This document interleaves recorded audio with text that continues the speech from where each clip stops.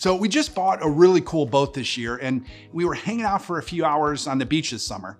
And then everyone wanted to get back to our house for dinner. So I started the engines and bam, nothing. We weren't moving. So 600 horsepower motors and we were just crawling along. I'm like, something's wrong. And then my son's like, Dad, the anchor's down. And for a minute, I was relieved and then a little bit embarrassed. But that's exactly what we're talking about this week. These anchors that prevent us from going where we want to go. And bad debt is a huge anchor. It's going to keep us stuck while others are just flying by getting ready for dinner. So right now, I'm going to show you how to cut that anchor and start moving towards freedom. So let's start by getting crystal clear on what we mean by bad debt and good debt, because this distinction is going to be a key to your financial success. It's very simple. Bad debt is any debt that does not produce income or is not tied to an asset that will increase in value. In other words, it drains money without providing any long-term benefit to you.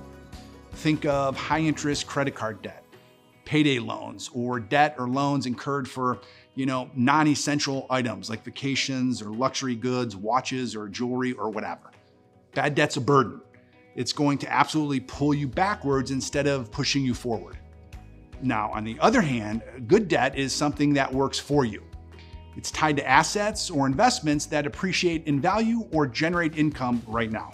So this could be a mortgage on an investment property. It could be a business loan. It could be even education loans for college. Good debt accelerates wealth. So I want to start by painting you a picture.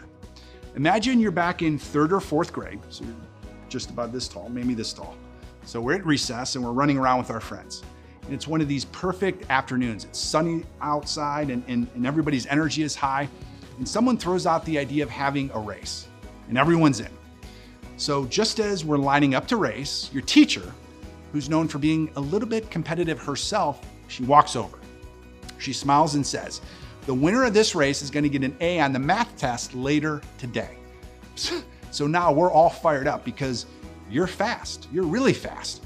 You've outrun all these friends before, and in your mind, that A on the math test is as good as yours. But just as the race is about to begin, something happens. The teacher turns to you and hands you a brick. And she says, hang on to this, please. And she's completely truthful and serious. And you look up at her, you grab the brick, you're stunned. This wasn't part of the plan. So you look at your friends, look left and look right, and they're not carrying any extra weight. No bricks, they're light, they're free to run without any stupid bricks in their hands. And then the whistle blows and they take off. You watch them fly ahead, they're laughing, they're running full speed while we're sort of just stuck, struggling to keep up. Every step is harder than it should be. And no matter how fast we know we can be, the weight of that brick is just slowing us down. So we lose. We're upset. Maybe even start crying a little bit because you were a softie when you were just a kid. And then you ask the teacher why she handed you a brick, and she says something that you'll never forget. You could have dropped the brick at any time. Stunned, you realize it never really occurred to you to just let it go. You were so focused on carrying the weight, believing that you had to, believing you were supposed to, that you never considered the freedom that you actually had. Remember, she just said, hang on to this for a second. So I'm trying to make this lesson clear for you because sometimes we hold on to things, ideas, because we think we're supposed to. We don't realize that we just have the power to let it go. Just because life hands us something heavy, it doesn't mean we're meant to carry it forever. And that's exactly what we're talking about here. The thinking about money properly part. So now let me try to explain the more tactical part. Like, what can you do? Because I want you to drop all your bad debt. It's that simple, all of it. Stop grabbing more of it. So stuff like high interest consumer debt, maybe credit cards with anything above 10% or higher interest rates, which is really just about all of them. And debt for non-essential items. Like if you're using a credit card to go on vacation, to buy something you don't really need, or anything that doesn't contribute to your financial growth, then stop doing that. Bad debt doesn't generate income or increase in value. It drains you and it's just going to make you financially weaker. It's going to prevent you from getting to where you want to go. It's like a wound that's not going to stop bleeding. Every month you're paying it off, but it's not bringing anything back in return. Bad debt just takes from us. It just drags us down. Here's actually a crazy stat I just read. The average interest rate on a credit card in the United States in 2024 is 23.4%.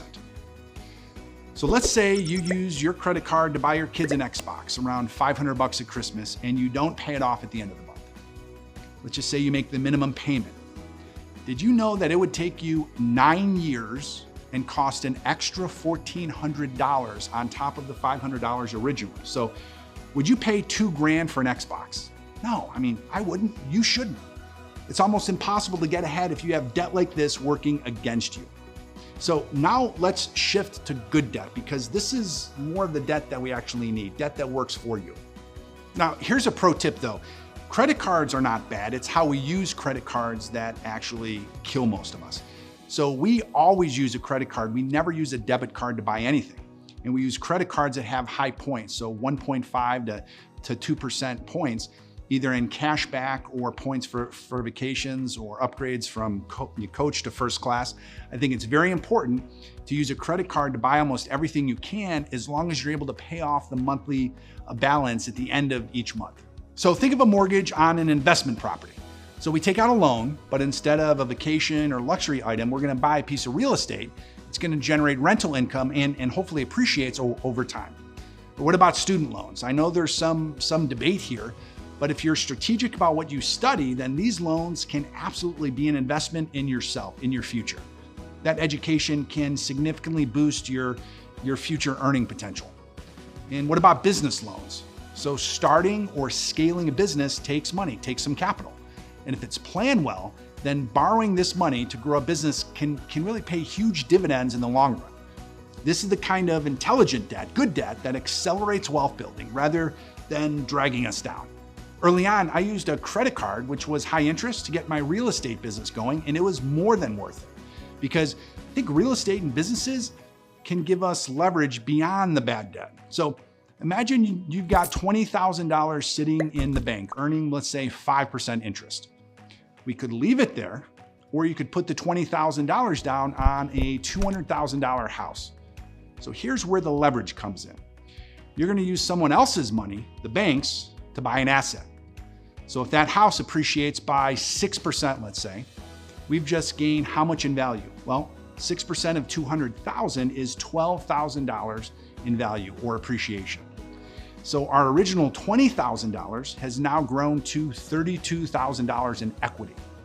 That's a 60% return, which is way better, way higher than the 5% we were getting in the bank. This is the power of good debt, using other people's money to grow your wealth. And I'm super excited to teach you how to do this in a few weeks in the Create module, because real estate can produce profits in 3 ways. So we have the rental income, we have the appreciation, and we have some extreme tax advantages. And when we combine all 3, the returns can be massive. And this is the classic definition of good debt.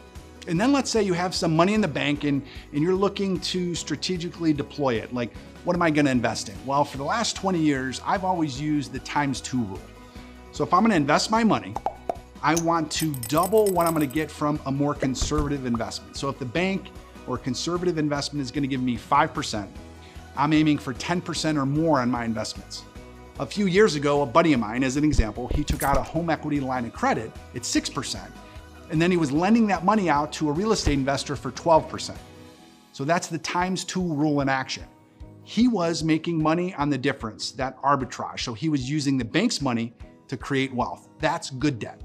And I'm super excited to share with you how to use good debt, but let's get back to bad debt, because we want to reduce it, right? Because this type of debt sneaks up on us. It starts small. It's a credit card swipe there, or a personal loan here. It's really a problem for our future self.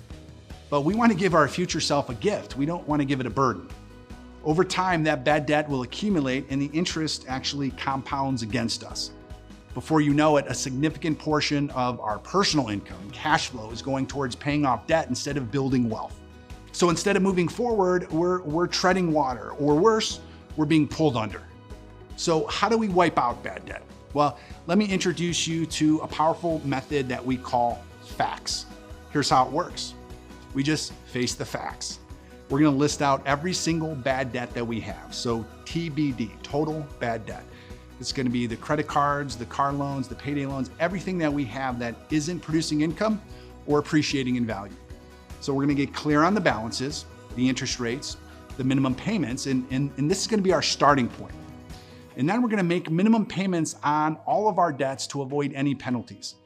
But then we're gonna target the highest interest debt first. This is the heaviest brick. And then we're gonna focus our energy on reducing this debt with excess cash, whether that's from cutting unnecessary expenses or even taking on an extra shift at work.